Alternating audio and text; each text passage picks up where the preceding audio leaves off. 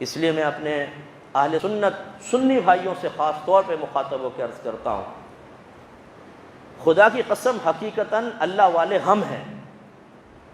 کون ہیں؟ اہل سنت ہے اللہ والا، اس لیے کہ ہماری توحید وہ توحید ہے جو توحید اللہ تعالیٰ اس کے رسول کو محبوب ہے۔ دلیل میں فراہم کر دیتا ہوں۔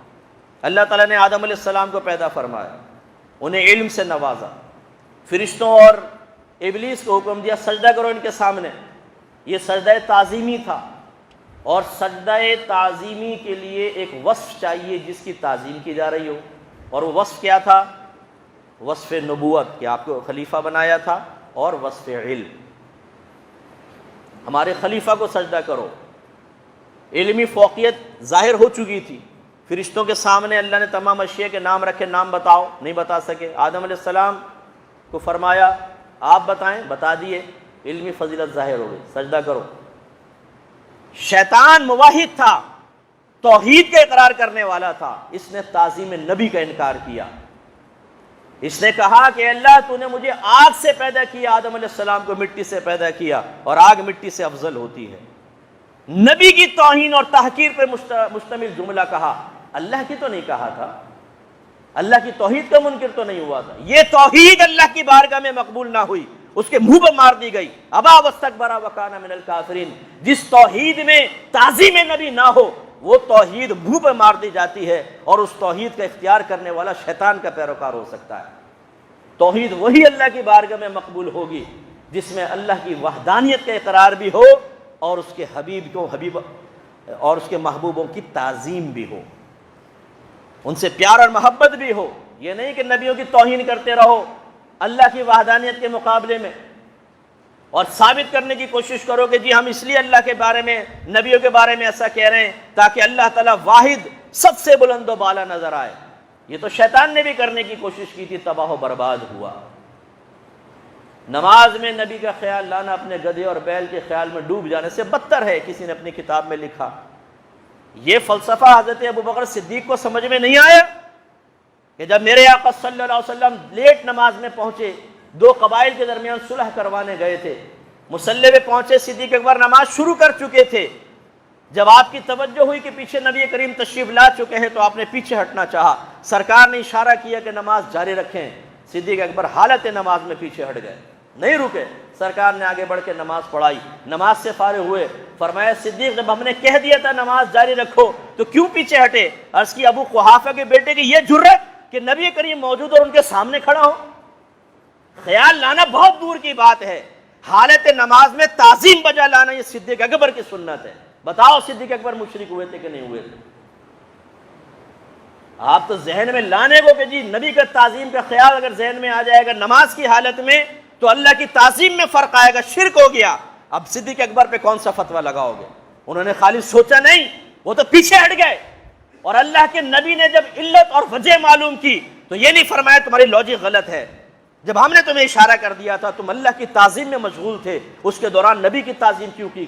پڑھو کلمہ اور شرک سے باہر نکلو۔ نہیں، میرے آقا صلی اللہ علیہ وسلم نے امت کے لیے پوچھا ہے، امت کے لیے، ورنہ میرے آقا جانتے کیوں پیچھے ہٹے؟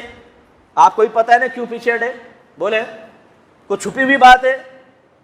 بھائی بولو نا، کوئی چھپی ہوئی بات تھی؟ صدیق اکبر پیچھے ہٹ گئے، سرکار نے آگے بڑھ کے نماز پڑھائی، کیوں پوچھا صدیق کیوں ہٹے پیچھے؟ بھائی واضح سی بات ہے، نبی کریم کے لیے پیچھے ہٹے تھے۔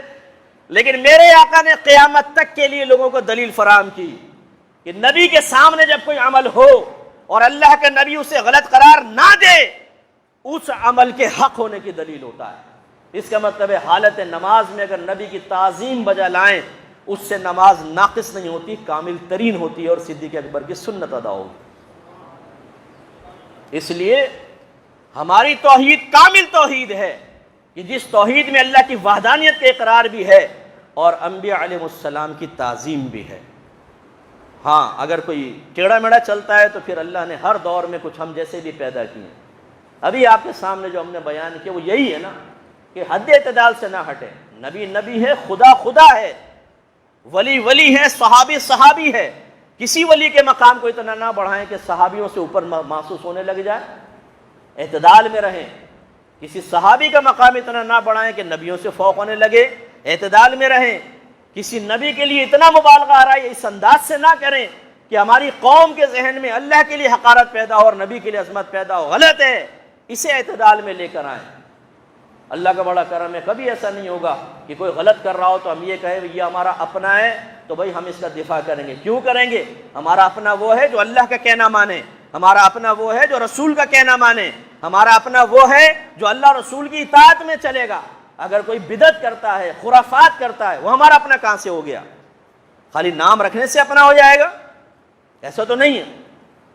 مزارات پہ دھمالے چل رہی ہیں صاحب, عورتیں ناچ رہی ہیں, مجمع کثیر کھڑا ہوا ہے, عورت ڈانس کر رہی ہے, سب اس کے بدن کو دیکھ رہے ہیں, اس کے تھرکتے ہوئے بدن کو دیکھ رہے ہیں, اور ہمارے اپنے کہاں سے ہمارے اپنے ہو گئے؟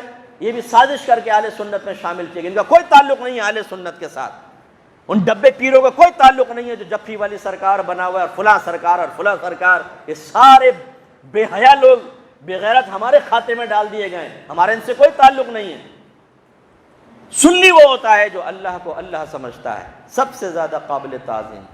نہ تعظیم میں کوئی اس کے برابر, نہ عبادات میں, نہ قول میں, نہ فعل میں, نہ عمل میں اللہ کا کوئی برابر ہو ہی نہیں سکتا ہے. اس کے بعد اگر مخلوق میں آئیں تو سب سے اونچا مرتبہ میرے آقا صلی اللہ علیہ وسلم کا. پھر صحابہ میں بالاتفاق سب سے بڑا مرتبہ صدیق اکبر رضی اللہ تعالیٰ عنہ کا, دوسرے نمبر پہ حضرت عمر فاروق, پھر حضرت عثمان, پھر حضرت مولا علی کرم اللہ وجہہ الکریم. یہ اجتماعی فضیلتوں کے اعتبار سے ہے, ورنہ بعض معاملات ایسے ہیں کہ مولا علی رضی اللہ تعالیٰ عنہ کا قیامت تک کوئی ثانی ہو ہی نہیں سکتا. یہ جزوی فضیلتوں کے اعتبار سے ہے. میرے نبی کی نسل کس سے چلے گی بتاؤ؟ حضرت علی سے. بی بی فاطمہ سے چلی نا سرکار کی نسل, تو حقیقتاً تو حضرت علی کی اولاد ہے نا وہ, لیکن سرکار نے اس کو اپنی آل قرار دیا ہے. اس میں کوئی صحابی حضرت علی کا مقابل نہیں ہو سکتا. جزوی فضیلتیں اللہ نے ایسی عطا فرمائیں, کوئی مقابل نہیں ہو سکتا اجتماعی اعتبار سے.